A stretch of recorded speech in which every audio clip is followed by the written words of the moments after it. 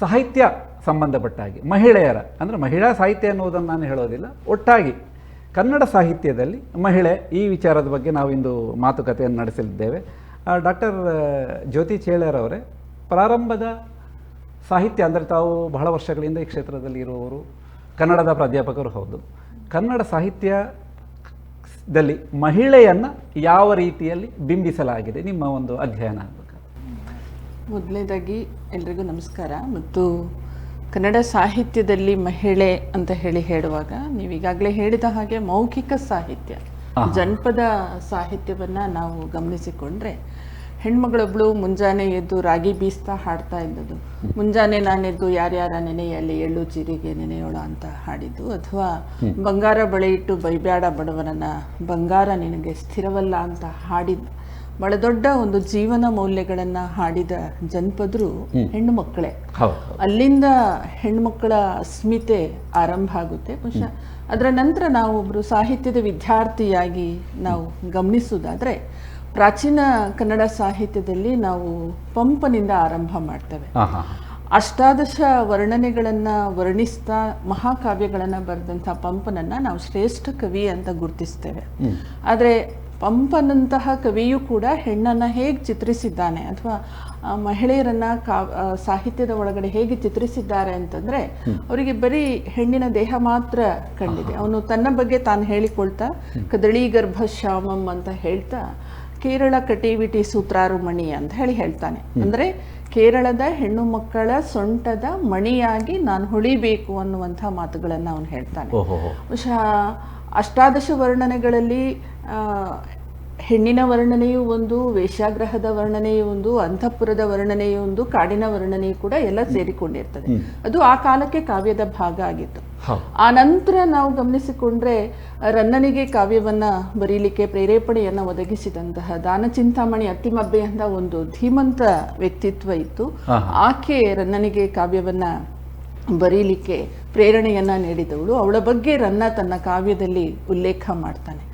ರನ್ನನೇ ಆಗಿರ್ಬೋದು ಅಥವಾ ಪೊನ್ನನ ಶಾಂತಿ ಪುರಾಣ ಆಗಿರ್ಬೋದು, ಅದನ್ನ ಬರೀಲಿಕ್ಕೆ ಅದನ್ನ 1000 ಪ್ರತಿ ಮಾಡಿ ಹಂಚಿದವಳು ಆ ಕಾಲಕ್ಕೆ ಅತ್ತಿಮಬ್ಬೆ. ಜೈನ ಧರ್ಮದ ಸಿದ್ಧಾಂತಗಳನ್ನ ಅನುಸರಿಸಿದವಳು. ಅಂದ್ರೆ ನಮಗೆ ಬಹಳ ಭಿನ್ನವಾಗಿ ಕಾಣುವವನು ಕವಿ ಜನ್ನ. ಆ ಕಾಲಕ್ಕೆ ಯಶೋಧರ ಚರಿತೆಯನ್ನ ಬರೆದಂತಹ ಜನ್ನ ಯಶೋಧರ ಚರಿತೆಯಲ್ಲಿ ಅಮೃತಮತಿ ಅಂತ ಒಂದು ಪಾತ್ರವನ್ನ ಸೃಷ್ಟಿ ಮಾಡ್ತಾನೆ. ಬಹಳ ಭಿನ್ನವಾದ ಪಾತ್ರ ಅದು. ಯಾಕೆ ಅಮೃತಮತಿ ಅಂತ ಒಂದು ಪಾತ್ರವನ್ನ ಸೃಷ್ಟಿಸ್ತಾನೆ? ಯಶೋಧರನ ಪತ್ನಿಯಾದಂತಹ ಒಬ್ಬಳು ರಾಣಿ ಒಬ್ಬ ಅಷ್ಟಾವಕ್ರನಂತಹ ಮಾವುತನ ಹಿಂದೆ ಯಾಕೆ ಹೋಗ್ತಾಳೆ ಅನ್ನುವುದು ಒಂದು ಮನೋವಿಜ್ಞಾನಕ್ಕೆ ಒಳಗಾಗಬೇಕಾದಂತಹ ಮತ್ತು ಆ ರೀತಿಯಲ್ಲಿ ಅಧ್ಯಯನ ಮಾಡಬೇಕಾದಂತಹ ಒಂದು ಚಿಂತನೆ.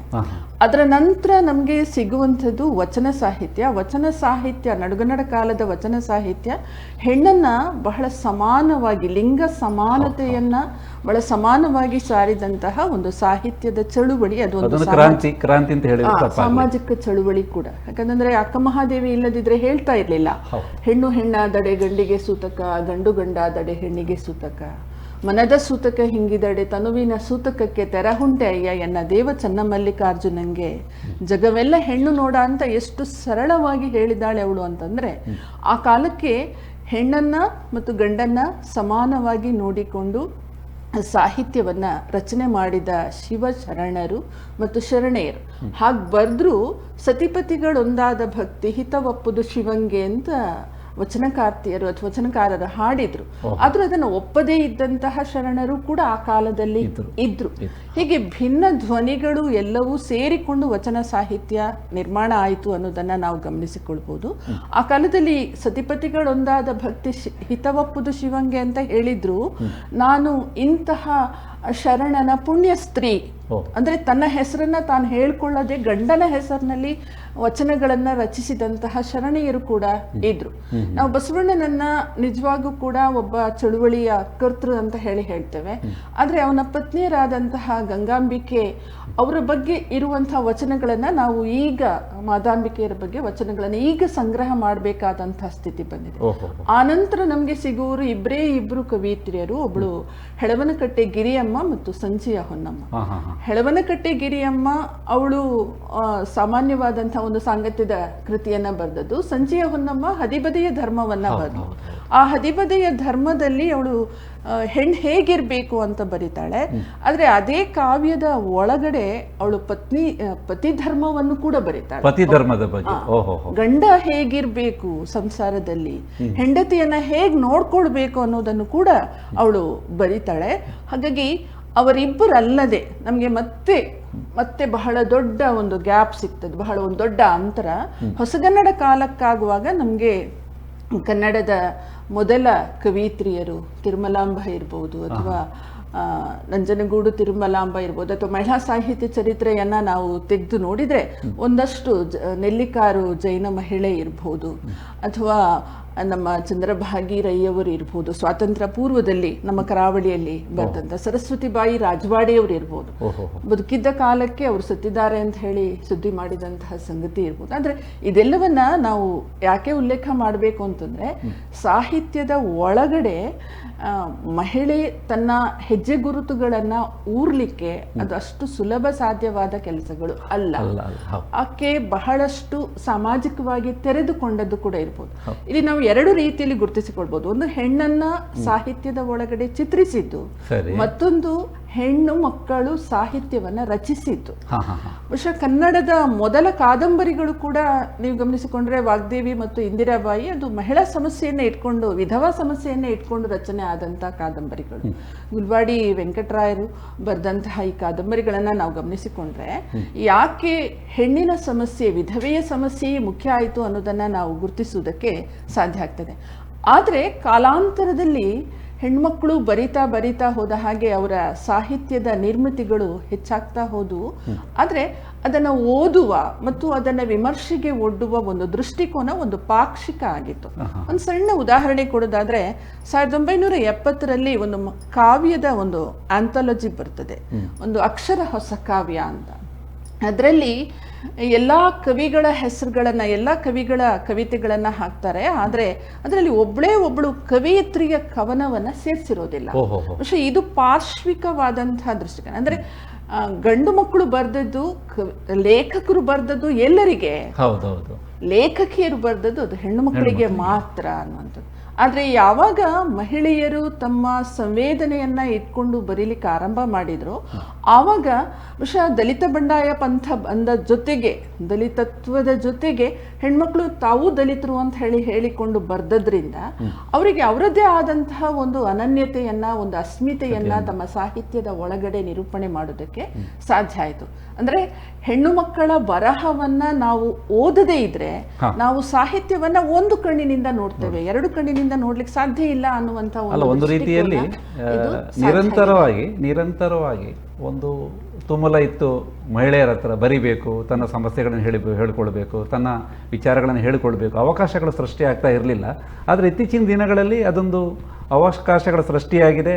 ನಾನು ಈಗಾಗಲೇ ಹೇಳಿದಾಗೆ 67% ಓದುಗರು ಯಾರಿದ್ದಾರೆ ನಮ್ಮ ದೇಶದಲ್ಲಿ, ಅದು ಮಹಿಳೆಯರು ಬರೆದ ಕೃತಿಗಳನ್ನು ಓದುವವರು ಹೆಚ್ಚಿದ್ದಾರೆ ಎನ್ನುವಂತಹದ್ದು.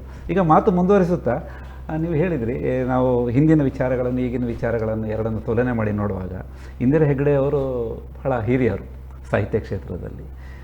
ಈಗ ನಮ್ಮ ಪ್ರಸ್ತುತ ಇರುವ ಸಾಹಿತಿಗಳಲ್ಲಿ, ಮಹಿಳಾ ಸಾಹಿತಿಗಳಲ್ಲಿ ಅದು ಸಂಶೋಧಕಿ ವಿಶೇಷವಾಗಿ ಬಹಳ ಹಿರಿಯರು. ಅವರ ಕಾಲಘಟ್ಟದಲ್ಲಿ ಹೇಗಿತ್ತು ಅನ್ನೋದನ್ನು ನಾವು ಯೋಚನೆ ಮಾಡಲಿಕ್ಕೆ ಸಾಧ್ಯವಿಲ್ಲ.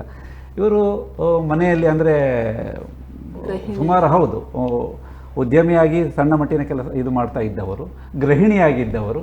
ಹೀಗಿರುವಾಗ ಸಾಹಿತ್ಯ ಕ್ಷೇತ್ರಕ್ಕೆ ಹೇಗೆ ಬಂದ್ರಿ ಮತ್ತು ಯಾಕೆ ಬಂದ್ರಿ ಅಂತ ಪ್ರಶಸ್ತಿಗಳು ತುಂಬ ಬಂದಿದೆ. ಇವತ್ತು ಪತ್ರಿಕೆಯಲ್ಲೂ ನೋಡಿದೆ ನಾನು. ಯಾಕೆ ಬಂದ್ರಿ? ಸಾಹಿತ್ಯ ರಚನೆ ಒಂದು ಪ್ರತಿಭೆ ಅಲ್ವಾ? ಹೌದು. ನಮ್ಮೊಳಗೆ ಪ್ರತಿಭೆ ಇರ್ತದೆ, ಆದರೆ ಅದನ್ನು ಹೊರಗೆ ಬರೆಯುವ ಒಂದು ಅವಕಾಶ ಸಿಗಬೇಕು. ಭೂಮಿಯಿಂದ ನೀರು ಚಿಮ್ಮಬೇಕಾದ್ರೆ ನಾವು ಚಿಮ್ಮಿಸುವ ಒಂದು ಇದು ಬೇಕು. ಹೌದು. ಹಾಗೆ ಸಾಹಿತ್ಯ ರಚನೆಗೆ ಪ್ರೇರೇಪಣೆ ನನ್ನ ಗಂಡನೇ. ಅವರಿಗೆ ಓದೋ ಹುಚ್ಚಿತ್ತು, ನನಗೆ ಓದೋ ಹುಚ್ಚು ಕಮ್ಮಿ ಇತ್ತು. ಆವಾಗ ಇರಲಿಲ್ಲ. ಈಗ ನಾನು ಬರವಣಿಗೆ ಶುರು ಮಾಡಿದ ಮೇಲೆ ಜಾಸ್ತಿ ಓದತೊಡಗಿದ್ದು. ಮೊದಲು ಅವರು ಜಾಸ್ತಿ ಓದ್ತಿದ್ರು, ನಾನು ಕಮ್ಮಿ ಓದ್ತಿದ್ದೆ. ಆದರೆ ಓದು ನನಗೆ ಕಿರಿಕಿರಿ ಮಾಡಿದ್ದಕ್ಕೆ ಪುಸ್ತಕ ಹೇಳಿದೆ, ಆವಾಗ ಹರಿದೋಯ್ತು. ಆವಾಗ ಒಂದು ಸವಾಲು ಹಾಕಿದ್ದು ನನಗೆ,